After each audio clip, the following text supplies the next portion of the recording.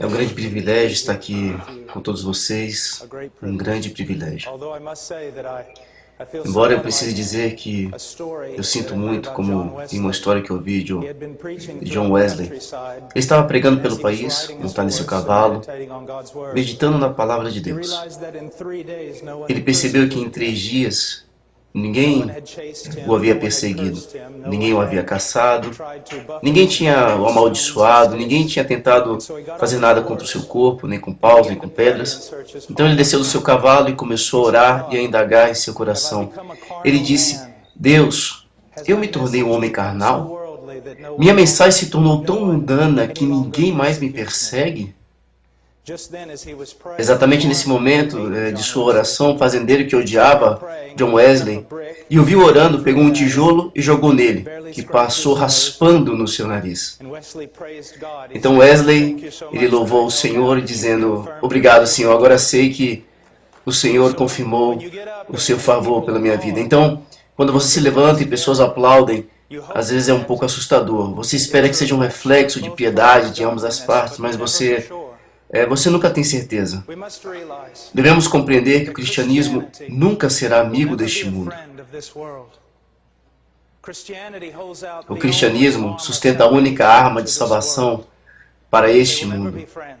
Eles nunca serão amigos. O cristianismo nunca se mistura, mas as exigências deste mundo se misturam a ele. Essa noite, enquanto eu olhava aqui para a congregação, eu percebi que eu estou desamparado, sem esperança. Porque há tantas necessidades aqui nessa noite, que se 1000 sermões fossem suficientes, supondo o poder do homem, não seria suficiente para ministrar para todas as pessoas que estão aqui nesta noite. É por isso que um pregador, quando prega, está debaixo da misericórdia de Deus. Toda vez que você fica diante de um grupo de pessoas, você é como Ezequiel diante do vale de ossos secos. E você sabe que ninguém viverá a não ser que o Espírito de Deus mova-se sobre os corações dos homens. Esta noite, o que eu devo fazer? Eu vou fazer o que geralmente eu faço quando eu tenho apenas uma única chance de pregar para um grupo de pessoas. Vou pregar o Evangelho. Vou apresentar-lhes o Evangelho de Jesus Cristo. E muitos de vocês dirão: por quê? Nós já sabemos sobre isso. Não, vocês não sabem. Vocês sabem sobre 4 leis espirituais e 5 coisas que Deus quer que você saiba. E vocês sabem levar pessoas a tomar decisões e confirmar a salvação, até mesmo que Deus esteja muito distante do que você está fazendo, mas provavelmente você não sabe muito sobre o Evangelho. A maior necessidade da comunidade evangélica nos dias de hoje é aprender o Evangelho de Jesus Cristo. Porque simplesmente examinando os sermões e testemunhando as técnicas e metodologias de crescimento da igreja e todas as outras coisas que vejo, eu só posso chegar a apenas uma conclusão. Nós não conhecemos o Evangelho de Jesus Cristo. Veja o que temos feito. Nós vamos a um homem e dizemos: você sabe que é um pecador? Se ele dizer sim, nós vamos para a próxima pergunta. Você gostaria de ir para o céu? Se ele dizer sim, nós vamos então para a próxima pergunta. Você gostaria de orar e pedir para Jesus entrar no seu coração? Se ele dizer sim e orar aquela oração, nós perguntamos a ele se ele foi sincero. Se ele disser sim, de forma papal, declaramos que ele está salvo. Este é o Evangelho, aliás, este não é o Evangelho de Jesus Cristo. Essa metodologia de evangelismo tem causado mais estragos neste país do que qualquer heresia introduzida por todas as seitas juntas. Milhões de pessoas neste país cujas vidas nunca foram transformadas acreditam ser nascidas de novo porque nós reduzimos tanto o Evangelho de Jesus Cristo que agora não significa nada mais que uma simples oração que vai tomar apenas 5 minutos do seu tempo. Vamos analisar isso por um lado. Você sabe o que é um pecador? Se a pessoa disser sim, o que isso significa? Absolutamente nada. Vá perguntar ao diabo se ele sabe o que é um pecador. Ele vai dizer sim. Eu sou, e sou muito bom nisso. A questão não é, você sabe o que é um pecador. A questão é, desde que você tenha ouvido a pregação do Evangelho, Deus tem operado de tal forma em seu coração que o pecado que você amava, agora você odeia. Esta é a questão. A questão não é, você quer ir para o céu? Todo mundo quer ir para o céu. Eles apenas não querem que Deus esteja lá quando eles chegarem lá. Se trata toda a teoria teológica. Todo mundo quer um bom lugar para viver. A questão não é, você quer ir para o céu? A questão é, desde que o Evangelho tem sido pregado a você, o Deus Todo-Poderoso tem feito uma obra soberana e sobrenatural em seu coração de tal forma que o Deus que você odiava e ignorava, você agora o ama acima de todas as outras coisas. E então, você gostaria de fazer uma oração pedindo para Jesus entrar no seu coração? Você será duramente pressionado a encontrar base bíblica para tudo isso no Novo Testamento. Você pode dizer, não, lá diz, receba Ele. Você honestamente acha que quando a Bíblia fala de receber Jesus Cristo, ela está falando de balbuciar algum rito evangélico? Quando ela fala de receber Cristo, é através do arrependimento e através da fé. Não é recebê-lo como algum acessório para a sua vida. É recebê-lo como o próprio sustentador da vida. Cristo não é algo que faz a sua vida melhorar. Cristo é a vida. Ele é a vida. Jesus veio e não disse no livro de Marcos, o tempo está cumprido. Jesus não disse, o tempo está cumprido e chegado o reino de Deus. Agora, quem gostaria de orar me convidando para entrar no seu coração? Na verdade, Jesus disse, arrependei-vos e crede no Evangelho. E nunca se esqueça que através de todo o ensino do Novo e do Antigo Testamento, o arrependimento é evidenciado através de frutos. Pela maneira como alguém vive. A maioria das pessoas hoje acreditam que são salvas, porque fizeram oração na sinceridade de suas decisões e não na obra de Cristo, nem no poder de Deus na salvação. Você é salvo? Sim. Como você sabe? Bem, 3 anos atrás eu orei pedindo para Jesus entrar no meu coração. Sério? E quantos outros fizeram isso? A evidência da salvação, a evidência do arrependimento, a evidência da fé é uma vida transformada através de uma caminhada com Jesus Cristo. Como você sabe que você se arrependeu para a salvação anos atrás? É porque você continua se arrependendo hoje. Como você sabe que creu na salvação anos atrás? Porque você continua crendo hoje. Como você sabe que Deus teve um encontro com você anos atrás? Porque Ele continua tendo um encontro com você hoje. Através da obra de santificação, Ele não apenas transformou a sua vida, Ele continuamente segue transformando a sua vida. O Evangelho que nós pregamos hoje é um ritual. Sim, algumas pessoas foram salvas, mas não por causa de nossa pregação. Na verdade, é apesar dela. Deus ainda opera embora não conheçamos o Evangelho. Agora vamos ao livro de Romanos, capítulo de número 3. Versículo 23. Pois todos pecaram e carecem da glória de Deus, sendo justificados gratuitamente por sua graça, mediante a redenção que há em Cristo Jesus, a quem Deus propôs o seu sangue como propiciação mediante a fé, para manifestar a sua justiça por ter Deus, na sua tolerância, deixado impunes os pecados anteriormente cometidos, tendo em vista a manifestação da sua justiça no tempo presente, para Ele mesmo ser justo e justificador daquele que tem fé em Jesus. Onde, pois, a jactância foi de toda excluída. Porque lei das obras? Não, pelo contrário, pela lei da fé. Spurgeon, Martin Lloyd Jones e outros chamavam esse texto de Acrópole da fé cristã. A cidade fortificada, a cidade edificada na montanha. Muitos teólogos têm dito que se perdesse a Bíblia e pudesse manter apenas um texto, seria exatamente esse. Por que esse texto? Por várias coisas. É, na verdade, um fragmento, uma semente do Evangelho. Uma porção dele. Agora, apesar de existir aqui teologia suficiente para nos manter estudando por toda a eternidade, por que eu digo que é uma semente ou fragmento do Evangelho? Deixa eu falar uma coisa para vocês, muito, muito importante. Antes de eu iniciar o sermão, muito do que é falado hoje sobre a segunda vinda. Todo mundo quer saber sobre a volta de Jesus. Você vai entender tudo sobre a volta no dia em que ela acontecer.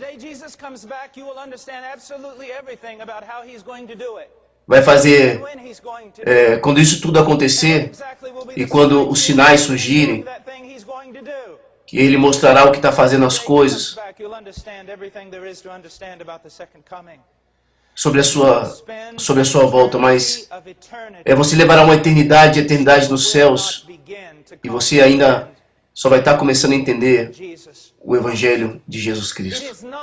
Não é uma mensagem entre muitas, é a mensagem das Escrituras.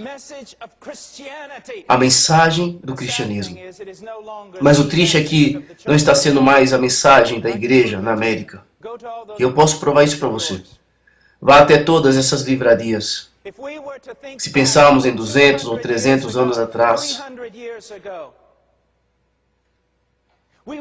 nós veríamos que quando eles falavam de cristianismo, eles falavam sobre o Evangelho. Os livros que foram escritos por Spurgeon, pelos puritanos, por J. Edwards e outros. O que é o Evangelho? Como podemos compreender o Evangelho?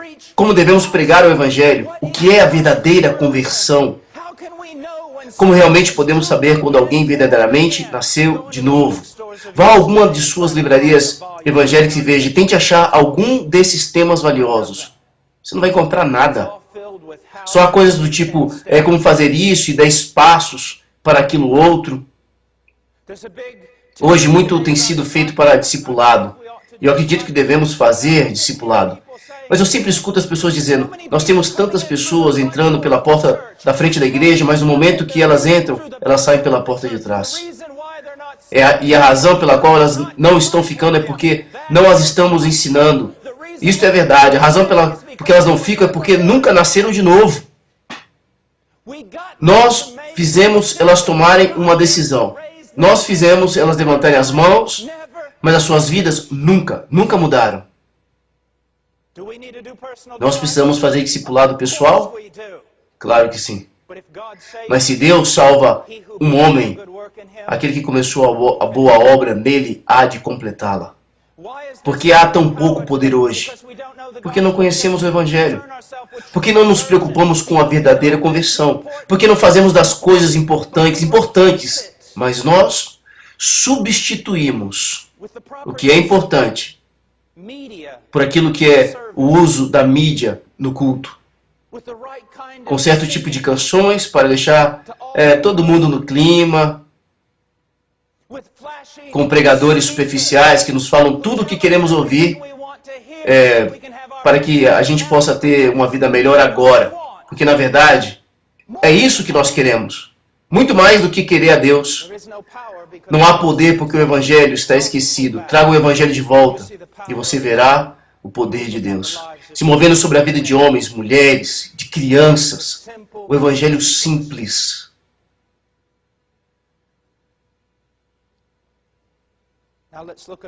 Agora, vamos ver aqui o texto. Porque todos pecaram e estão destituídos da glória de Deus. Nós não entendemos completamente o que isso significa. Porque se você compreendesse, você estaria tremendo em terror, porque você sabe que não está condizente com você. Ou você estaria se regozijando quase fora de controle, porque você sabe que Deus te salvou.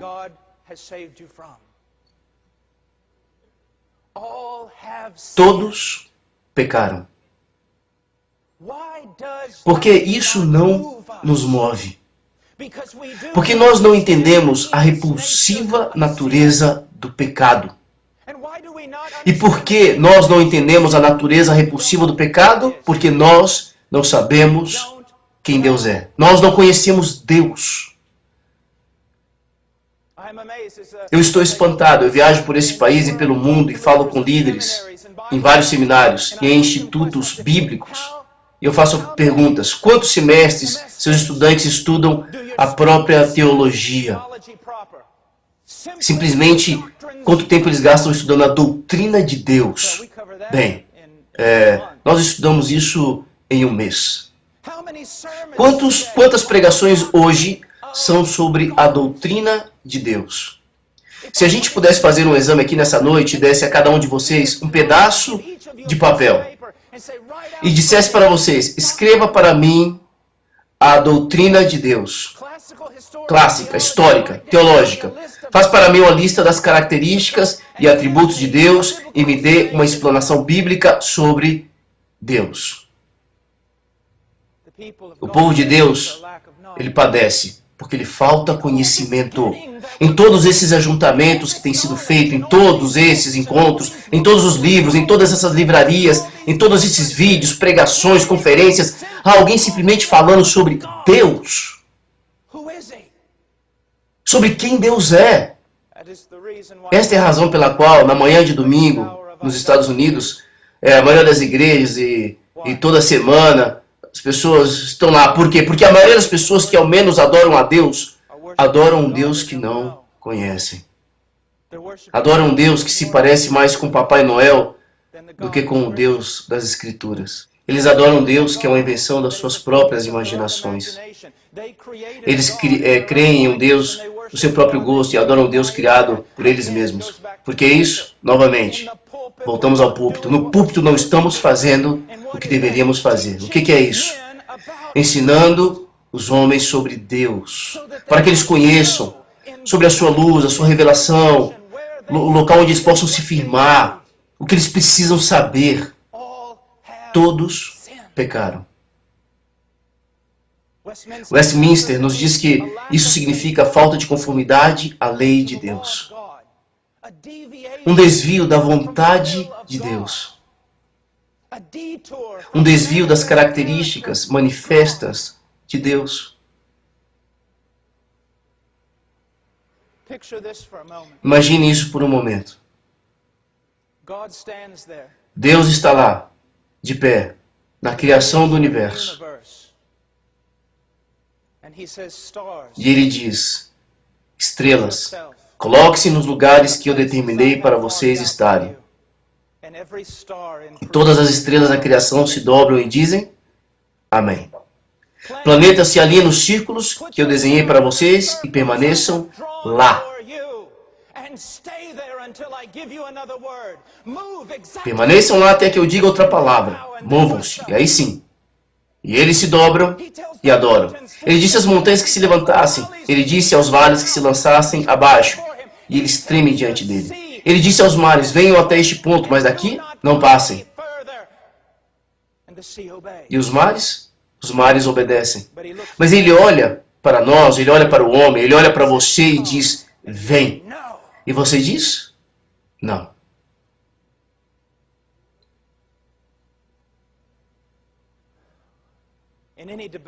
Em qualquer debate, em qualquer palestra, em universidades, o problema com o inferno na mente da maioria dos homens é sobre a duração eterna.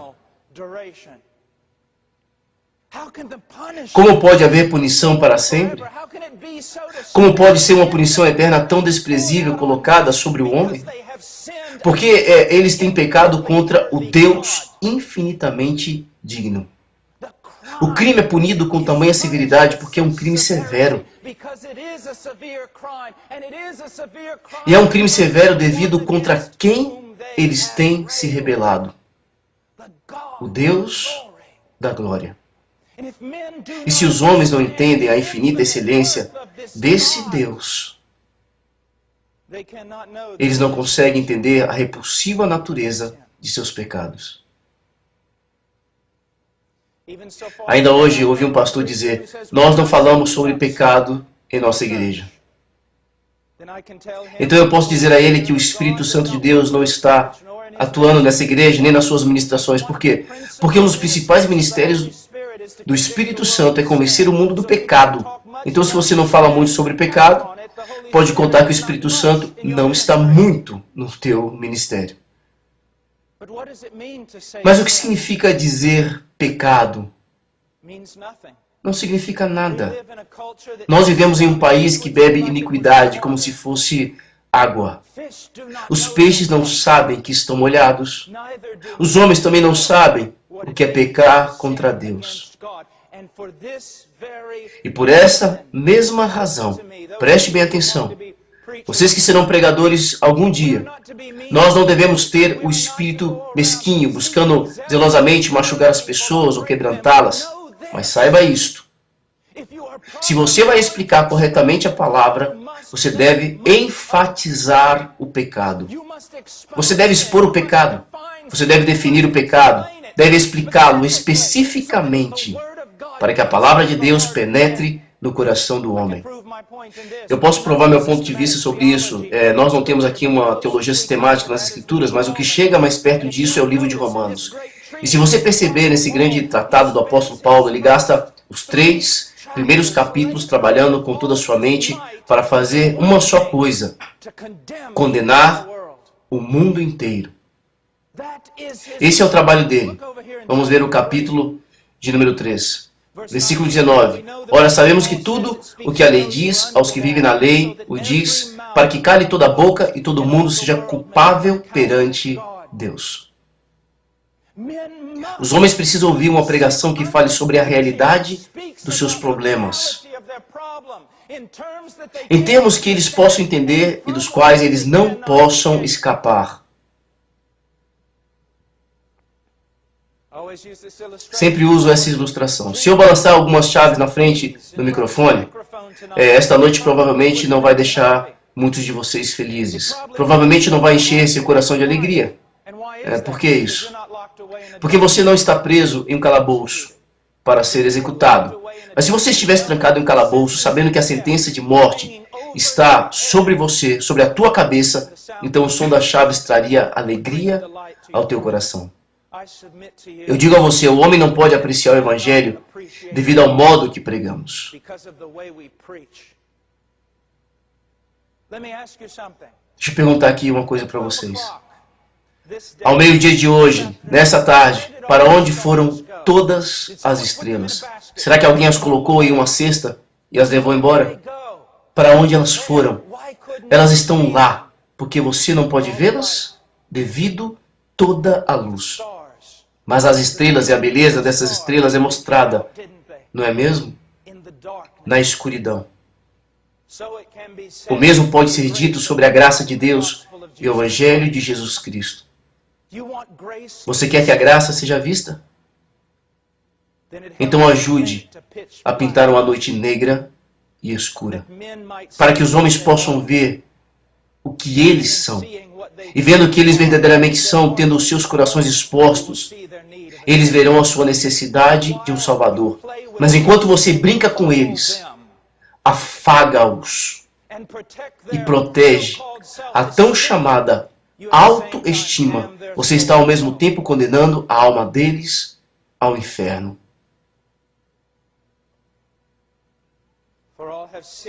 Pois todos pecaram e todos carecem da glória de Deus. Os homens não são apenas rebeldes. Eles são deslocados. Deslocados daquilo que eles deveriam ser. Eles perverteram inteiramente seu ser e o curso de suas vidas. Por que nós fomos feitos? Qual é a razão que o nosso coração ele bate? Por qual razão nosso peito se enche e se esvazia de ar? Existe apenas uma razão. É para Deus. Homens não foram feitos para o homem. Este mundo não foi feito para o homem. O homem foi feito para Deus. Os homens estão destituídos e desviados e sem esperança, sem Deus. Não é inacreditável? Eu passei grande parte da minha vida pensando, e eu acabei de retornar da minha segunda casa, lá no Peru. Eu estive lá por um mês pregando. A pobreza, às vezes, no terceiro mundo é absolutamente assustadora. Irmãos e irmãs em Cristo, sofrendo tanto. Mas quando eu volto aos Estados Unidos, e eu vejo que nós somos, como americanos, os cristãos mais ricos que já andaram pela terra. Nós somos os cristãos mais protegidos que já andaram sobre a terra. E também os mais vazios que já andaram sobre a face da terra. Você vai a uma dessas chamadas livrarias cristãs de hoje, 75% dos livros que estão lá tratam de como vazios nós somos. E por que nós somos vazios? Nós somos vazios pelo mesmo motivo que Jesus nunca foi vazio. Ele disse, tem uma comida que vós não conheceis. É a vontade do meu Pai. Mais e mais igrejas evangélicas têm se tornado humanísticas. Humanísticas. Tudo diz respeito ao homem. Nós apenas pronunciamos algumas palavras cristãs, como que para batizar, para parecer cristão, mas tudo diz respeito a você. Tudo diz respeito às necessidades que você sente. Tudo diz respeito à sua autoestima. Não. Isso é um abismo infinito que vai sugar cada grama da minha vida e que há em você. Você não precisa de autoestima, você precisa de conhecimento de Deus. Na verdade, longe de Cristo, você não deve ter nenhuma autoestima. E nele, você sabe, somente nele, que a sua vida está correta. Os homens precisam de Deus. E precisam se voltar para Deus. E somente então suas vidas serão corrigidas. Tudo diz respeito a Deus. Seu coração bate por causa de Deus. Você recebeu fôlego por causa de Deus. Você recebeu força por causa de Deus. Você recebeu uma mente por causa de Deus. Se você está vivendo hoje é por causa de Deus. E você vai encontrar um propósito e significado para a tua vida. E mesmo assim, você não vai encontrar propósito e significado se o seu objetivo for encontrar propósito e significado. Porque o objetivo deveria ser encontrar a glória de Deus. Ainda que para alcançar essa glória, todo propósito seja destruído na tua vida. Tudo diz respeito a Deus, não a nós. Esse é o problema fundamental da humanidade. O problema fundamental do cristianismo americano. Pois agora é tudo a nosso respeito.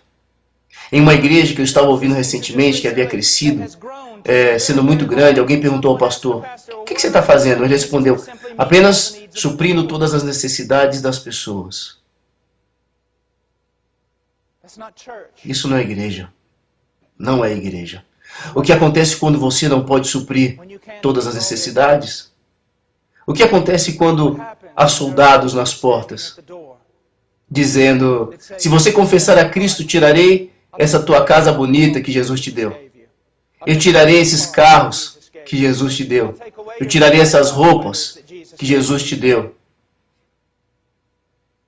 Se você edifica igrejas e edifica o cristianismo em torno disto, Jesus suprirá todas as suas necessidades. Você não terá o cristianismo, você terá um humanismo exaltado. E Jesus como um servo do homem. Os pregadores antigos davam uma lição hipotética, gostando de dizer isso. Você deveria acreditar em Jesus Cristo. Você deveria se arrepender e servi-lo, mesmo que ele o mandasse para o inferno. Porque ele é digno de arrependimento, ele é digno de fé, ele é digno de ser servido, mesmo que você não ganhe nada, absolutamente nada em troca. Você entende este tipo de cristianismo? Onde tudo se refere a ele e não a nós, os homens?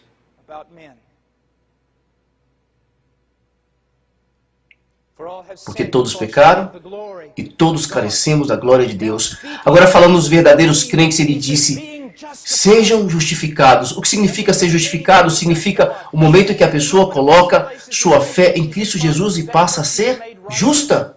Não. Pois se fosse assim, essa pessoa jamais pecaria novamente. Justificação, ser justificado, é um termo legal ou forense, que significa o momento em que a pessoa coloca sua fé em Jesus Cristo, Deus legalmente declara essa pessoa reta. Reta diante dele. É uma declaração legal vinda diretamente do trono de Deus. Esse pecador está justificado. Ele está legalmente reto diante de mim. Agora, como somos justificados? Esta é a questão dos séculos. Gratuitamente pela sua graça. Agora, quero que você saiba algo aqui. Diz, sendo justificados gratuitamente. A mesma palavra, a mesma frase, mesmas palavras gregas usadas em outros textos que fala sobre o Messias. Odiaram-me sem motivo. João 15, 25. Jesus Cristo deu algum motivo para ser odiado? Não. Eles odiavam mesmo sem motivo nenhum.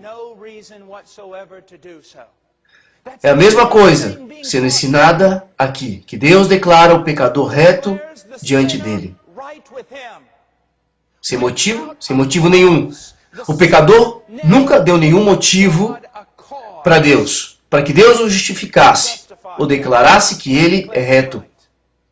Na verdade, a única coisa que um pecador poderia realmente mover em um Deus santo a fazer é a condená-lo.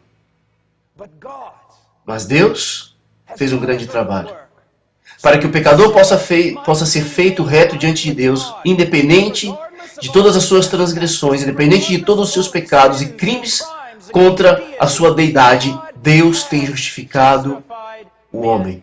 Apesar de o homem nunca ter lhe dado um só motivo. Se formos verificar nas 3 maiores religiões aqui essa noite e perguntarmos a um judeu ortodoxo: se você morrer agora, para onde você vai? Ele vai dizer: eu vou para o céu. Por qual motivo? Porque eu amo a lei de Deus. Eu sou um servo de Deus. Sou um homem justo. Então o repórter pergunta ao muçulmano: se você morresse agora, para onde você iria? Eu iria para o paraíso. Por quê? Eu amo o Corão. Eu tenho feito as orações e as peregrinações. Eu dou esmola aos pobres. Eu sou um homem justo. Ele perguntou ao cristão, ao verdadeiro cristão: se você morresse agora, para onde você iria? Ele respondeu: para o céu. Qual a razão da esperança que há em você? E o cristão respondeu: eu nasci em pecado minha mãe me concebeu. Eu tenho quebrado toda a lei de Deus. E eu mereço toda a extensão de sua justa ira contra mim mesmo. E o repórter interrompe dizendo: eu não entendo nada. Os outros 2 homens, eu entendi. Eles são homens justos pelas suas próprias virtudes, seus próprios méritos e seus feitos. E eles acreditam que vão para o céu por terem feito coisas boas. Mas o Senhor me deixou confuso. Você é um enigma. Você está me dizendo que vai para o céu mesmo merecendo justamente o oposto. Qual que é a base da tua esperança? E aquele cristão responde: eu estou confiando na virtude e méritos de outro.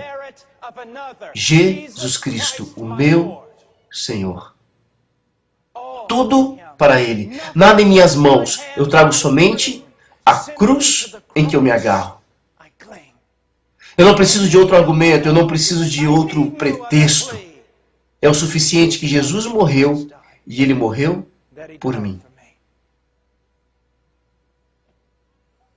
Declarando justo diante de Deus, mesmo sem dar a Ele um motivo sequer. Nenhum motivo para fazer qualquer coisa, a não ser me condenar. Algumas vezes em meu ministério, isso costumava acontecer. Essa canção de graças a Deus, mas parece que sempre que eu me levanto para pregar em uma reunião, alguém vai se levantar para cantar uma música que pergunta: ó Deus, o que viste em mim para me salvar? E eu me sinto como uma criança na escola levantando a mão: ei, não escolhe a mim. Eu respondo: o que Deus viu em você? Ele viu um objeto de ira. Ele viu alguém que quebrou todas as leis que ele fez. E que viveu uma vida deslocada e pervertida. Foi isso que ele viu. Por que ele te salvou? Duas razões. Deus é amor. Segundo, para demonstrar a sua glória, a sua misericórdia, seus atributos. Não apenas ao mundo, mas até mesmo além do mundo. Uma canção muito popular há alguns anos dizia: Deus nunca desistiu de mim. É porque Ele nunca colocou nenhuma esperança em você. Ele nunca desistiu de você. Quem ensinou essas coisas a você? Ele nunca desistiu porque Ele nunca pôs esperança em você. Ele colocou esperança na sua própria promessa, no seu próprio juramento, em sua própria aliança. Ele colocou esperança onde ela pertence, em sua pessoa, seus decretos, na sua obra. Então ele justifica os homens, sendo justificados gratuitamente pela sua graça. Favor sem mérito. Isso é o que direciona o homem de Deus. A graça. A graça. A graça, o favor sem mérito nenhum de Deus. Através do sacrifício infinitamente valioso do seu Filho, Jesus Cristo, nós nos tornamos prisioneiros da graça. Nos tornamos prisioneiros da graça, da esperança, do Evangelho. Eu devo viver para Ele. Por quê? Por causa da graça. Manifesta para mim na pessoa de Cristo. Eu sou constrangido por esse amor. Ele disse que nós somos salvos pela graça. E ele continua e diz, através da sua redenção. Eu esqueço o nome dele. Eu deveria lembrar, mas eu ouvi um conto sobre um antigo puritano. Ele dizia que algumas palavras que ele lia nas Escrituras, e após lê-las, ele se sentava em silêncio, com os lábios trêmulos. Porque existem algumas palavras que são quase sagradas demais para serem pronunciadas.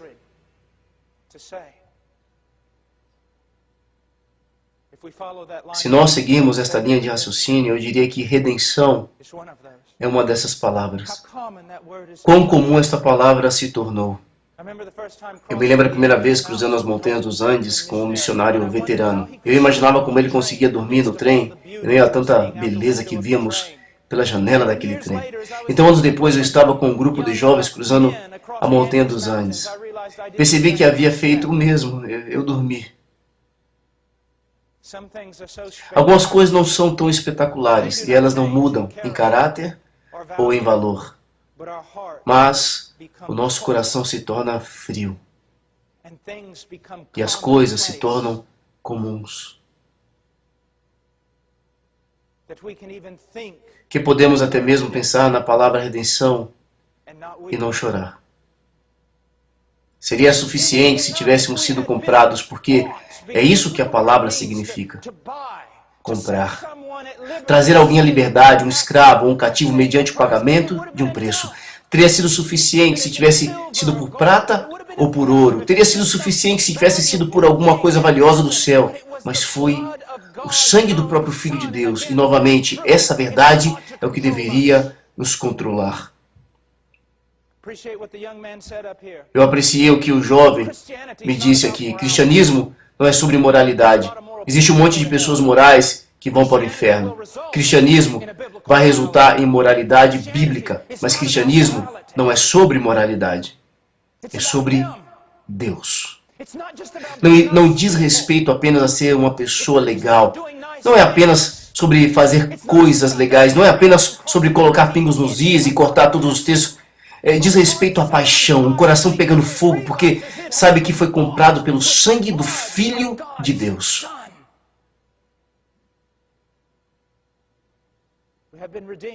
Nós fomos redimidos e, como diz aqui no texto, a redenção está em Cristo Jesus.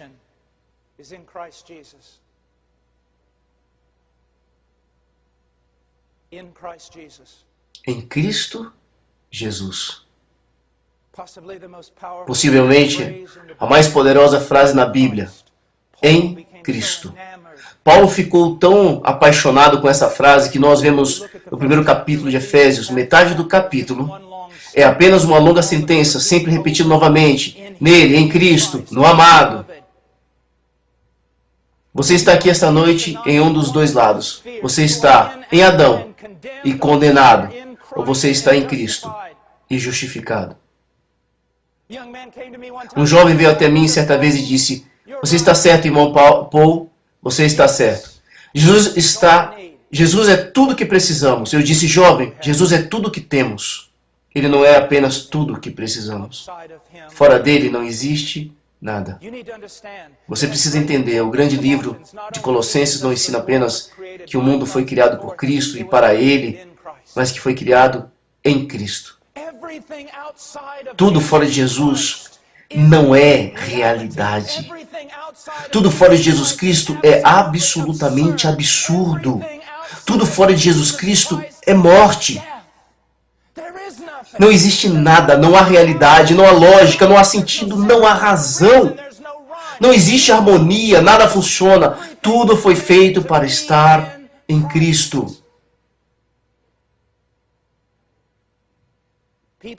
Pessoas aqui esta noite com tantos problemas, problemas do casamento, problema na vida financeira, problemas aqui, ali.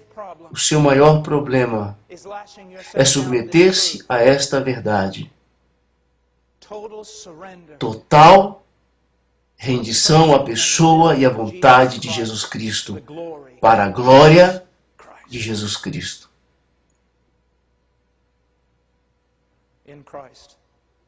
Whom God displayed publicly as a propitiation. Propitiation.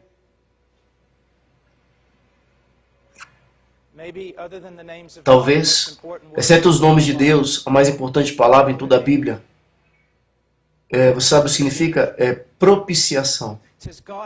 Diz que Deus apresentou publicamente seu Filho. Existe uma razão pela qual o Filho de Deus foi levantado. No centro do universo religioso.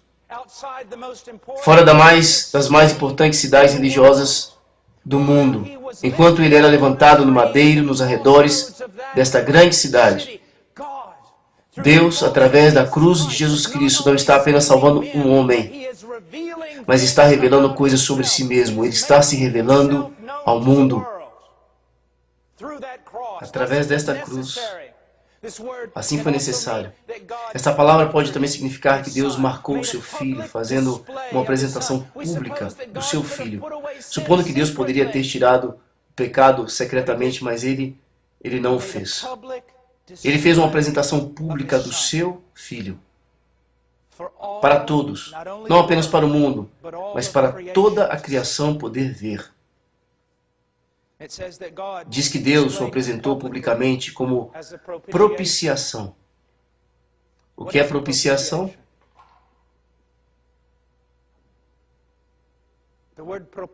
A palavra propício, a mesma palavra utilizada no antigo espanhol, na Bíblia Reina Valera, na antiga versão, ser propício a mim, seja misericordioso comigo. É um sacrifício que permite Deus demonstrar misericórdia para com o ímpio. Mais adiante iremos explicar isso, mas agora eu quero lhe mostrar algo. Me escute. Se você puder entender uma coisa que vou ensinar aqui nesta noite, isto irá ajudá-lo muito. É sobre a cruz. Isto é a cruz. É a razão para isto. É a razão por trás dela. Por que uma cruz? Por que uma morte? O maior problema em toda a Bíblia é encontrado em um obscuro texto em Provérbios. Vamos até lá por um momento. Provérbios 17, 15. Escutem o texto. O que justifica o perverso e o que condena o justo, abomináveis, são para o Senhor, tanto um como o outro. E você diz, bem, o que isso tem a ver com o Evangelho? Tudo bem. Vamos colocar a primeira e a última parte juntas. Aquele que justifica o perverso é abominação para o Senhor. Qualquer um, especialmente uma autoridade, tal como um juiz ou um rei, qualquer um que justifica o perverso é uma abominação para Deus. O que é abominação? É provavelmente a mais dura palavra nas Escrituras.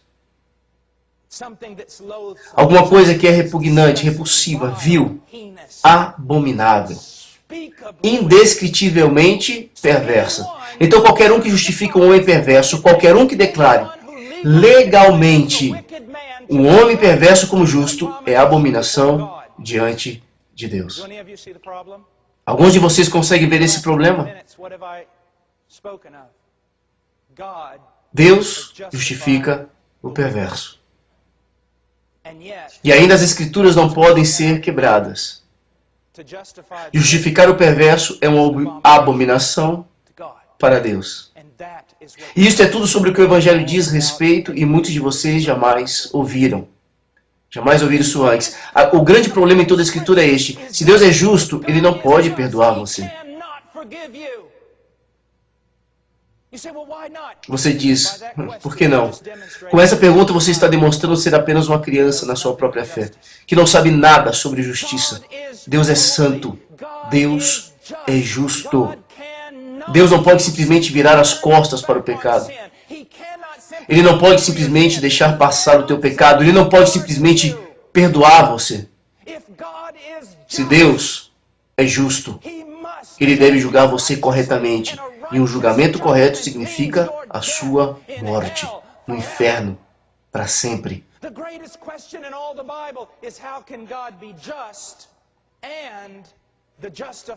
Então como é que ele pode ser justificador do ímpio? Veja o que Paulo diz aqui, versículo 26. Tendo em vista a manifestação da sua justiça no tempo presente, para ele mesmo ser justo e justificador.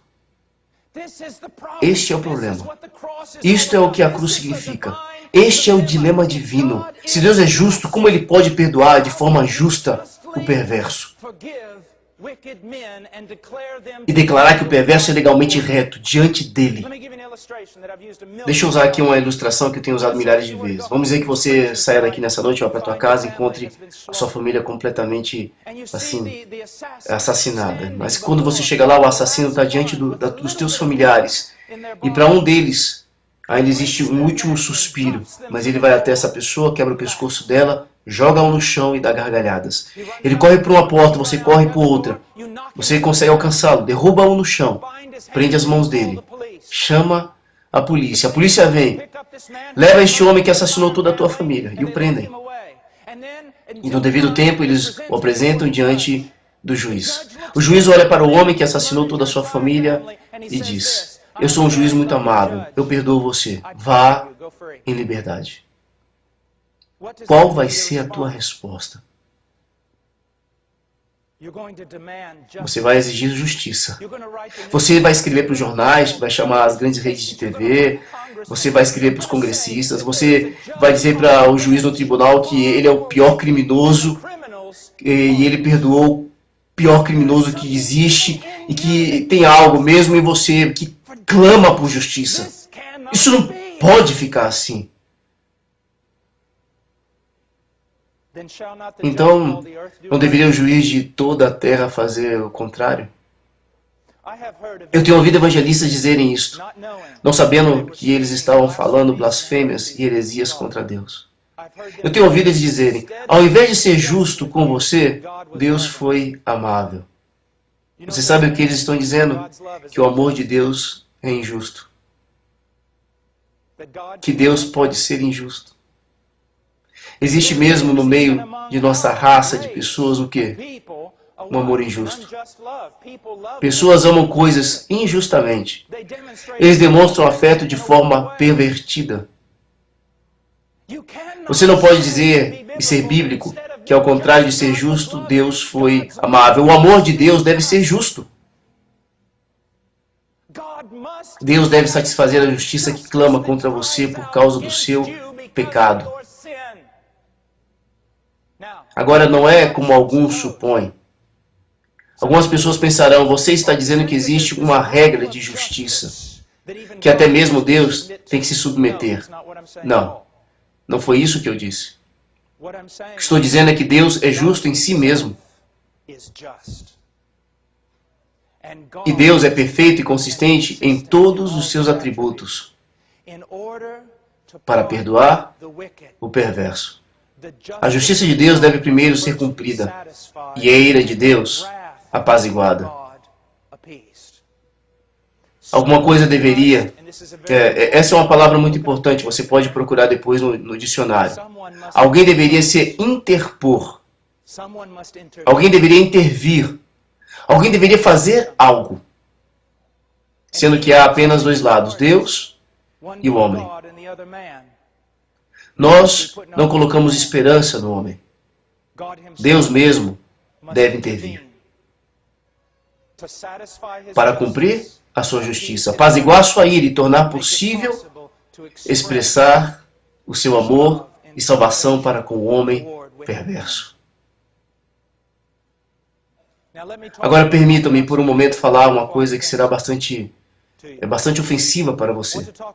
Quero falar um momento sobre o ódio de Deus. Pergunto, quantos de vocês, levante a mão, já ouviram um sermão sobre o ódio de Deus? 1, 2, 5. Bom, isso é melhor do que o normal. O ódio de Deus? Irmão Paul, mas, como a jovem disse, Deus não odeia, Deus é amor. Portanto, ele não pode odiar. Não, Deus é amor e, portanto, ele deve odiar. Antes de irmos às Escrituras, deixe-me dar a você uma ideia. Você ama bebês? Eu amo. Eu tenho vários em minha casa. Realmente amo bebês. A coisa mais difícil em meu ministério é ficar distante dos meus bebês. Não me importo se já são grandes, ainda serão os meus bebês. Se eu amo bebês, eu devo odiar o aborto. Você ama os judeus? Eu amo. Você deve odiar o Holocausto. Você ama os afro-americanos? Você deve odiar a escravidão. Desculpe-me, não há neutralidade. Viram? Se você realmente ama o que é correto, o que é perfeito, o que é bom, há também uma animosidade, inimizade contra tudo que contradiz este padrão.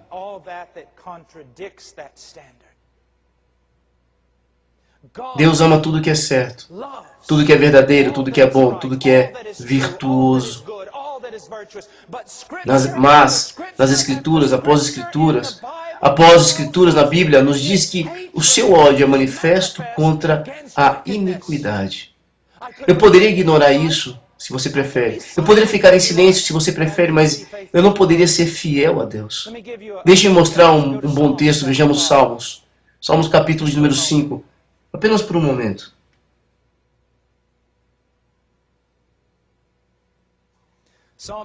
Salmos 5, 5. Os arrogantes não permanecerão à tua vista. Aborreces a todos os que praticam a iniquidade. Agora você sabe de uma maravilhosa declaração. Deus ama o pecador, mas odeia o pecado. Veja esse texto. É o que nos ensina? Não. Não é o que nos ensina, desculpe. É outra coisa bonita que as pessoas ficam dizendo, que está estampado em algumas camisetas e tal, mas não é o que a Escritura ensina. Não diz aqui que o ódio de Deus é manifestado contra o ato pecaminoso. Diz que o ódio de Deus é manifestado contra aquele que comete o ato. Não se engane, o ódio de Deus não é como o nosso. Ele não é egocêntrico, egoísta, odioso. É a reação de um Deus santo contra o homem que é vil. De quem você está falando? De todo homem que já nasceu, filho de Adão. Você precisa entender. O que você acha que a ira de Deus é? alguma coisa impessoal que sai de trás do trono de Deus? É Deus. Quando alguém me diz, irmão Paul, Deus me salvou, eu gosto de perguntar, do que ele lhe salvou? Ele me salvou dos meus pecados. Não. Ele lhe salvou dele próprio. Você conhece todas essas passagens preparadas para limitar Deus? Deus é santo, ele não pode olhar a iniquidade, seus olhos são muito puros. A ira de Deus é revelada contra toda injustiça. Agora, vamos olhar por um momento dentro do tempo que nós temos. A cruz. Escute. Eu estava ensinando, faz alguns anos, em um seminário no leste da Europa. Era tudo em alemão, eu estava muito cansado, havia ensinado muita coisa, eu fui até a biblioteca. Eu estava lá procurando por um livro para ler. E eu me deparei com um livro. A Cruz de Cristo não era o de John Stott, era outro. A Cruz de Cristo. Então, eu peguei e comecei a ler. Então eu encontrei um lugar e era isso que o autor dizia. Deus olhou dos céus o sofrimento infligido ao seu filho pelas mãos dos romanos, na cruz.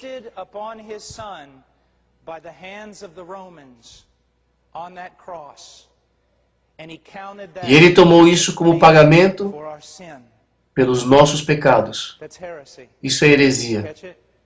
Você entendeu? É heresia. O que você quer dizer com heresia?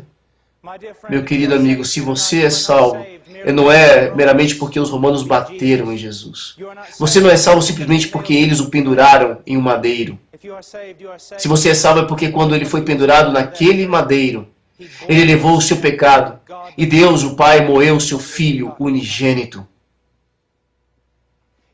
Foi Deus quem determinou a medida da punição. Foi Deus quem foi ofendido. Foi a ira de Deus que foi acesa. É a justiça de Deus que precisava ser derramada. Alguém para salvar o povo de Deus tinha que interpor e sofrer o julgamento. A ira, a justiça de Deus. Você nunca leu em Isaías capítulo 53, 10? O Senhor agradou moê-lo. Cumpriu-se a vontade do Senhor por amor do seu Filho unigênito.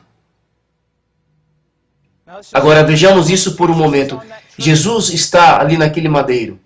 E no madeiro clamou, Deus meu, por que me desamparastes? Eu ouvi um pregador, já ouvi muitas vezes pregadores dizendo, Deus não podia mais suportar olhar para o seu filho, pois ele não suportava mais ver a aflição de seu filho. Isso não é o que Jesus ensinou. O que Jesus ensinou? Deus meu, por que me desamparaste? Por que me abandonaste? Ele está nos remetendo a Salmos 22, quero que veja rapidamente comigo. Ao longo do nosso texto, vamos ter um trecho. Salmo 22, versículo de número 1. Deus meu, por que me desamparaste? Porque se acham longe de mim, da minha salvação, as palavras do meu bramido? Deus meu, clamo de dia e não me respondes, também de noite, porém não tenho sossego. Aqui está o lamento do Messias enquanto ele está naquele madeiro. Por que me desamparaste?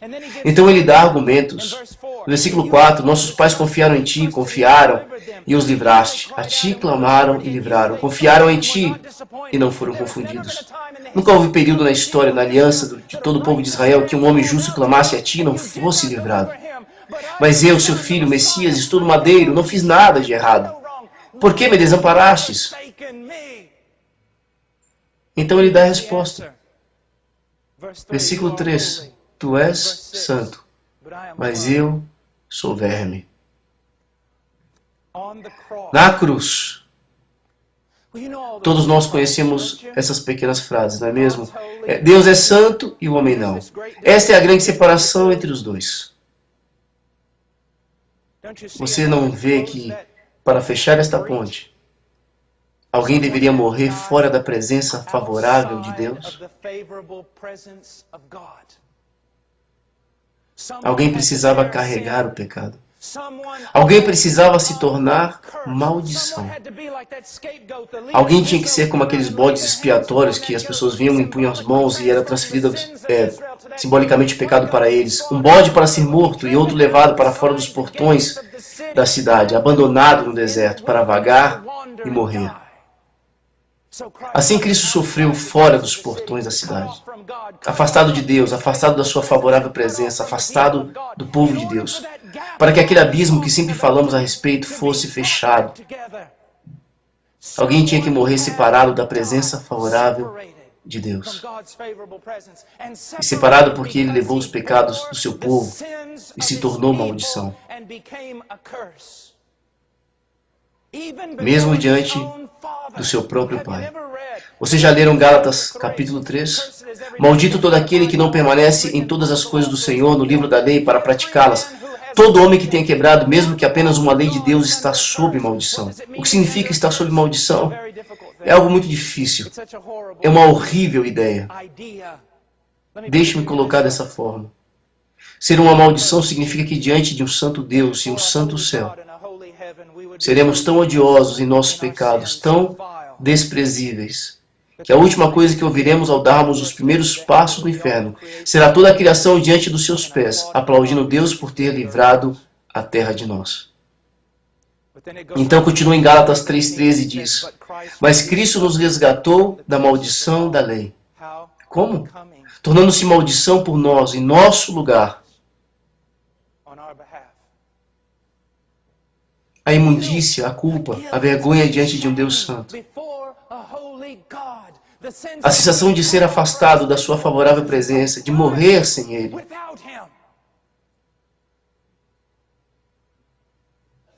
Separação. E ainda, não apenas separação, mas ira.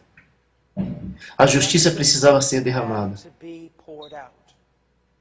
Precisava ser.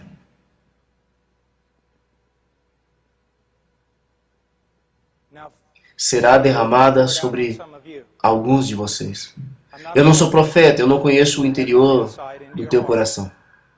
Mas seria vão e nada sábio supor que cada ser humano que está ouvindo agora a minha voz, quer seja aqui ou na internet, tanto faz, é realmente um filho de Deus. A ira vai ser derramada sobre alguns de vocês por toda a eternidade no inferno, por causa dos crimes que você tem cometido. E ainda continuará cometendo por toda a eternidade o ódio do seu coração contra a soberania de um Deus bom. Mas naquele madeiro, a ira de Deus, a justiça de Deus, foi derramada sobre a cabeça de seu Filho unigênito, como eu já citei.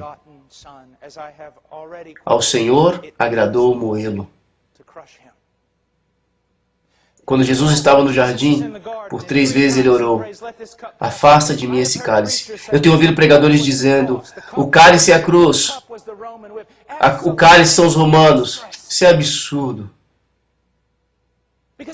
Porque se esse é o caso, como pode o capitão da nossa salvação não ser tão corajoso com seus próprios seguidores? Não é verdade que após Cristo centenas de cristãos morreram em cruzes? Crucificados, não somente crucificados, mas crucificados de cabeça para baixo, cobertos de piche, queimados para iluminar as ruas de Roma. E muitos deles foram levados para a cruz, cantando hinos cheios de alegria. Então você vai me dizer que os discípulos de Jesus foram para a cruz cantando hinos de alegria, mas o capitão da salvação, o próprio Messias, se acovardou em um jardim e não quis ir? Você honestamente acredita que o Senhor da glória tem medo de um chicote? O que havia no cálice? Ao longo da Bíblia nos é dito o que havia no cálice. Se eu resumir todos os profetas e colocá-los todos juntos, poderia dizer apenas uma coisa: Deus está falando. Por causa da iniquidade, da rebelião das nações, eu lhes darei o cálice da minha ira e os forçarei a beber. E eles beberão, ficarão atordoados e morrerão. Alguém tinha que beber o cálice da ira de Deus para satisfazer a justiça de Deus. Naquele madeiro, Cristo recebeu o cálice da ira e bebeu completamente. Todos nós já ouvimos a história de Abraão e Isaac. Eles subiram a montanha para oferecer seu único filho. O ancião levantou o cutelo, colocou a mão sobre a testa do seu filho, levantou o cutelo.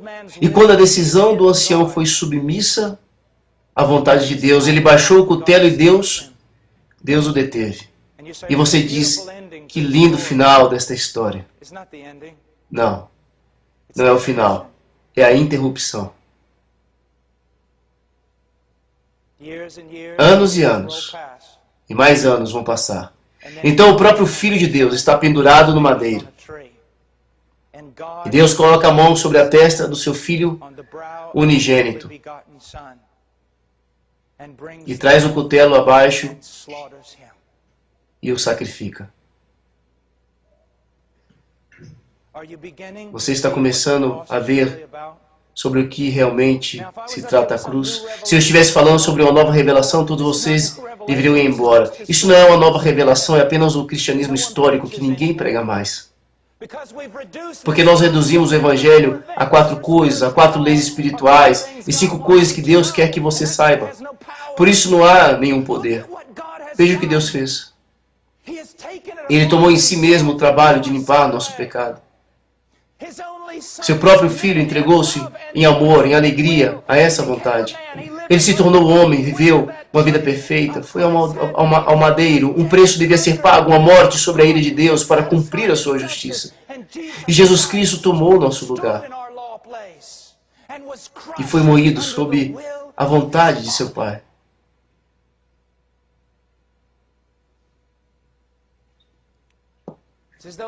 Então ele bebeu o cálice. E quando clamou, está consumado, virou, nenhuma gota da ira restou. E está consumado. Ele pagou tudo. Pagou tudo. E o mesmo Jesus que morreu, não permaneceu morto. Ele vindicou seu Pai naquele madeiro. Você pergunta, como irmão Paul, ele provou de uma vez por todas que Deus é justo, ainda que justifique o homem perverso. Essa é a acusação contra Deus. Ao longo de toda a história da humanidade. Você consegue imaginar o diabo? O que ele fez? Ele pecou. Perfeita justiça sobre ele, sem necessidade de explicação. Foi expulso do céu para sempre. Mas então Adão pecou. Você pode imaginar a acusação contra Deus? Ó Deus, o que é isso? Eu pequei, justiça. Esse bola de sujeira se levanta contra ti. E dás a ele uma promessa? O que aconteceu com a tua justiça? E Abraão? É seu amigo agora? Onde está a sua santidade, Deus? E Israel, seu povo? Quantas vezes eles cometeram idolatria contra ti? Quantas vezes eles deveriam ter morrido? E Davi, um homem segundo o teu coração? O que aconteceu à justiça de Deus? 2000 anos atrás, Deus deu a resposta. Você quer saber como posso poupar o homem desde o início, até mesmo com o pai deles, Adão? Você quer saber como posso chamar Abraão de meu amigo? Você quer saber como posso chamar Davi de filho? Porque ali está o meu filho agora, morrendo por todos eles. Então agora Deus é justo, porque Ele puniu o nosso pecado. Entretanto, Ele puniu o nosso pecado em seu Filho unigênito.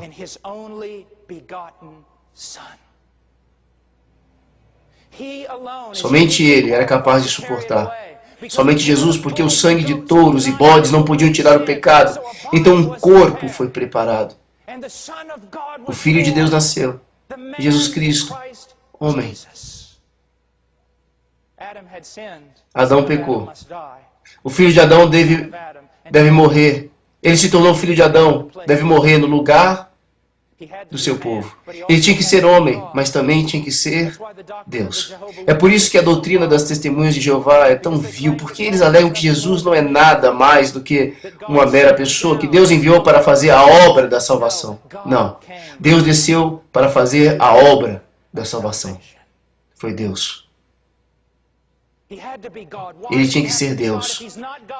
Se ele não fosse Deus, não era o Salvador. Se não era o Salvador, tinha que ser o Salvador, porque em Jonas diz, a salvação pertence ao Senhor, ela vem do Senhor e de ninguém mais. Quem além de Deus pode suportar a ira de Deus e levantar novamente? Porque ele tinha que ser Deus, ele tinha que dar a sua vida. E eu escuto pessoas dizendo, Deus não conseguiu encontrar o anjo perfeito, Deus não conseguiu encontrar o homem perfeito. Não importa se ele encontrasse o anjo perfeito ou o homem perfeito, assim mesmo não funcionaria. Deus desceu. Deus se fez homem. Deus. Por você, Deus deu a vida. Deixa eu perguntar uma coisa para vocês. A vida que você tem, você a pode dar? Não é para sua começar ou algo assim, é algo concedido. A sua vida vem de Deus. Eu dar a minha vida é como eu dar o meu carro. Ele não é meu para começar. Mas Cristo disse, tem autoridade para entregar e também para reavê-la. Pertence a Ele. Porque Ele tinha que ser Deus? Uma vez um estudante universitário se levantou no meio da congregação e disse, eu tenho uma pergunta para você. Como pode um homem sofrer por algumas horas no madeiro e pagar pelos pecados de uma multidão de homens por toda a eternidade? Não é justo. Como pode? Como Deus pode aceitar isso como justiça? Eu disse, jovem, obrigado pela pergunta. Aquele homem podia morrer naquele madeiro, sofrer por algumas horas e salvar uma multidão de homens da eternidade do inferno. Porque aquele homem no madeiro é mais digno do que todos os outros juntos. É sua infinita excelência. Você pega tudo que existe, grilos e baratas, montanhas e morros, estrelas e poeiras, e tudo mais do que você achar. Então você coloca na balança e Jesus do outro lado. Ele é maior do que tudo isso. Ele morreu e levantou-se novamente dos mortos. Agora, como Cristo vindicou seu Pai morrendo no madeiro, o Pai vindicou seu Filho ressuscitando-o dos mortos. A declaração pública de Deus, o que meu Filho fez naquele madeiro, pagou pelos pecados do meu povo e pagou completamente.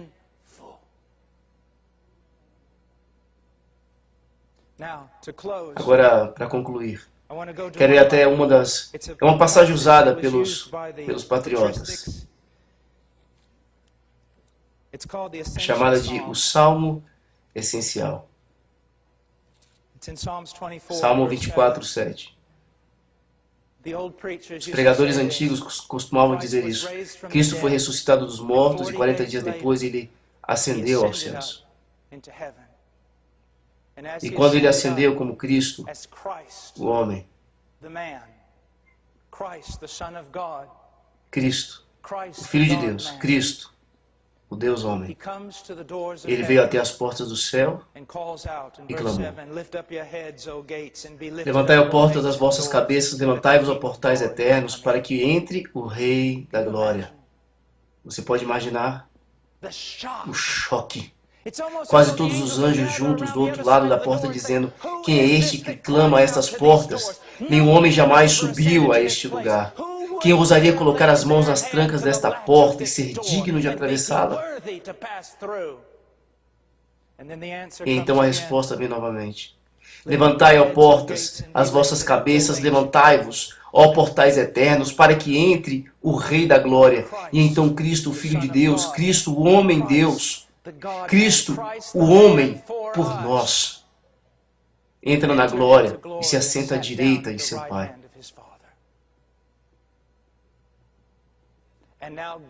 E agora, Deus não lhe diz para dizer uma oração de 5 minutos e pedir para que Jesus entre no seu coração. Não, não é o que ele faz. Você diz: eu fui salvo desta forma. Possivelmente foi. Porém, a Bíblia diz que Deus ordena a todos os homens, em todos os lugares, que se arrependam dos seus pecados e creiam no Evangelho e produzam frutos dignos de arrependimento. Você diz, irmão Paul, você está falando de salvação pelas obras. Absolutamente não. Estou falando de uma doutrina abandonada pela igreja. Apenas me suportem por mais um momento. Eu fechei minha Bíblia, tenho fé. Estou terminando. Me suporte só por mais um pouco.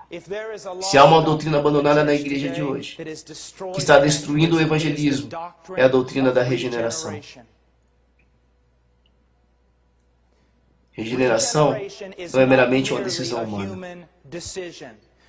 Você não é salvo simplesmente porque você decidiu sair do caminho que leva ao inferno e entrar no caminho que leva ao céu. Salvação é uma obra sobrenatural de Deus, onde o poder de Deus é manifestado de tal forma que se equipara ou excede o próprio poder de Deus manifestado na criação do universo.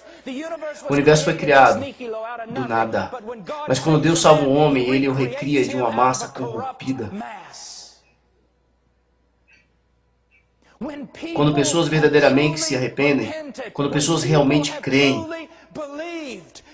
há uma obra de regeneração acontecendo na qual essa pessoa se torna uma nova criatura. E como novas criaturas, com uma nova natureza, eles irão viver uma vida diferente. A evidência da regeneração não é que você tomou uma decisão numa certa vez em uma campanha evangelística. A evidência da regeneração é que sua vida tem sido transformada. Você acha que Deus transforma só alguns de seus filhos? A doutrina que ensina que o cristão pode viver em um estado contínuo de carnalidade é absolutamente heresia. Cristãos pecam? Sim. Cristãos podem cair em carnalidade? Sim.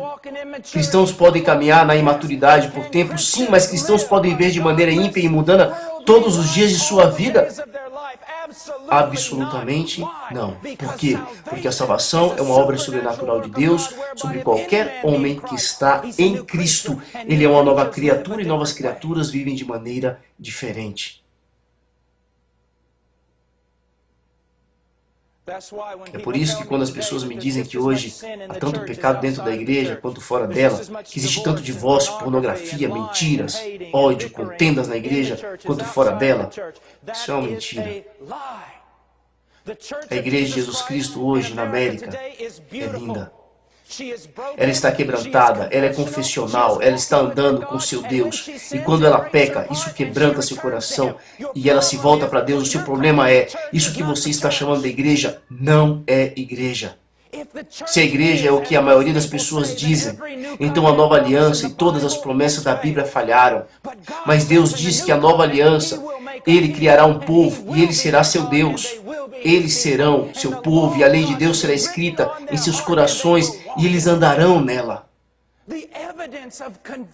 A evidência da conversão não é um cartão de decisão preenchido. É uma vida sendo vivida. Um querido amigo meu ligou para um importante historiador cristão, Dr. Dale Moore. Ele fez uma pergunta a Dale Moore. Se os puritanos realmente nunca fizeram apelos ou as coisas que fazemos hoje, como é que eles sabiam que alguém era salvo? É simples, respondeu Dale Moore. Era muito fácil porque as pessoas eram transformadas e elas continuavam vindo à igreja. E como que nós hoje sabemos que as pessoas são salvas? Elas não vêm à igreja, as vidas não são transformadas, mas nós dizemos que elas são salvas porque elas levantaram as mãos e declararam: olha só o que nós temos feito. Olha só, se você está aqui nesta noite e você está preocupado com a tua alma, eu não vou pedir para você levantar a tua mão. Eu não vou pedir para você preencher um cartão. Eu vou estar aqui até 6 horas da manhã quando meu avião vai partir. Eu vou aconselhar para você. Isto é um problema, não é mesmo? É uma presunção. As pessoas vêm aqui na frente, assinam um cartão, falamos 5 minutos sobre salvação e declaramos que estão salvos. Isto é loucura. Ainda ficamos perguntando por que investimos tanto em aconselhamento e discipulado. Nós fizemos uma presunção, porque elas responderam corretamente umas 2, 3 perguntas e nós nos preocupamos como é que vai ser a sua vida. Isso está errado. Eu vou te dizer uma coisa. Se você se arrepender e crer em Cristo nesta noite, se você fez isso, Ele te salvou. Mas eu vou também te dizer uma coisa. Se você decidiu por Cristo, se você vê Cristo como o Senhor e professa a fé em Cristo, Ele te salvou. Mas se você sair daqui e a sua vida não mudar, e você não começar a crescer, aquele que começou a boa obra em você, se ele não a completar, o que aconteceu com você nesta noite não foi uma conversão de verdade. Porque a evidência de uma verdadeira conversão é uma contínua obra de Deus na alma do homem. Essa é a maneira antiga. Isso é cristianismo histórico. Quantos de vocês, quantas pessoas você conhece? Olha só, não é verdade? Talvez você tenha um filho que fez a confissão da fé dele quando tinha 6 anos de idade. Porque alguém perguntou para ele se ele queria ir para o céu e conhecer Jesus. É claro que todos levantaram a mão. Então quando ele chega na adolescência, 14, 15 anos, ele começa a fazer coisas e começa a odiar a Deus. Aí você diz para ele, você é um cristão, você não pode fazer isso. Você está errado na forma que você tem abordado. Você deveria dizer para eles, você confessou a Cristo, mas as tuas evidências, as tuas atitudes indicam que aquilo que você fez quando confessou a Jesus era uma mentira. Você está em pecado e se você morrer, você vai para o inferno. Procure confirmar a tua salvação e eleição. Arrependa-se do seu pecado. Veja quão superficial o nosso cristianismo tem se tornado. Meu querido amigo, todas essas coisas não deveriam ser assim. Mas são. Despertem para o Evangelho, para o verdadeiro Evangelho, não para o tipo diluído por aí. É um Evangelho de graça e de poder, pois aquele que começou a boa obra em você irá terminá-la. Vamos orar. Pai, oh Pai,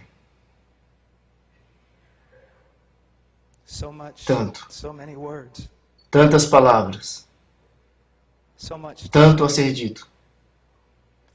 Pai, eu sinto que tantas vezes eu não confio em Ti.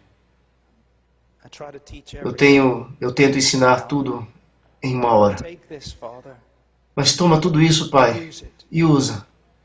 Usa na vida do homem, da mulher, da criança, para a Sua glória e benefício deles. Em Seu nome, Pai. Amém.